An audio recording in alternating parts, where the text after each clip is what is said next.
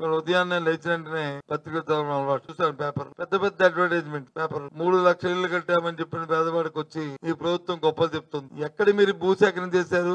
ఎప్పుడు మీరు ఈ ఇంటికి శంకుస్థాపన చేశారు? చెప్పండి ఒకసారి. తెలుగుదేశం పార్టీ నాయకులు, ముఖ్యమంత్రి గారు చంద్రబాబు నాయుడు గారు చెప్పండి, ఎప్పుడు మీరు శంకుస్థాపన చేశారో ఈ 3 లక్షలకి, ఎప్పుడు మీరు ఈ భూసేకరణ చేశారో ఒకసారి చెప్పని ఈ ప్రభుత్వాన్ని కోరుతున్నాను, డిమాండ్ చేస్తున్నాను. ఇప్పుడు మీకున్న ఆనవాయితీ ప్రకారమే ఎవరైనా ఏదైనా కార్యక్రమం చేస్తే ఆ కార్యక్రమం నాదని చెప్పని చెప్పుకోవడం చంకలు గుద్దుకోవడం మీకు అలవాటు. అందులో భాగంగానే ఇవాళ లక్షలు పోసి అడ్వర్టైజ్మెంట్. ఇది వాస్తవం కాదా? నేను చెప్పింది వాస్తవం అయితే దయచేసి ఎప్పుడు మీరు భూసేకరణ జరిపారో, ఎప్పుడు మీరు శంకుస్థాపన చేశారో దయచేసి చెప్పాల్సిందిగా కోరుతున్నాను. అందుకే ఈ ప్రభుత్వం ఎంతసేపు కూడా గత ప్రభుత్వం చేసిన, అంతకు ముందు ప్రభుత్వాలు చేసిన కార్యక్రమాలకి మసిపూసి మారగాయ చేసినట్లు వాళ్ళ కార్యక్రమాలు తప్ప స్వతహాగా వాళ్ళదంటూ ఇది మా కార్యక్రమం అంటూ చెప్పే కార్యక్రమం గాని చేసే కార్యక్రమం గాని లేదు.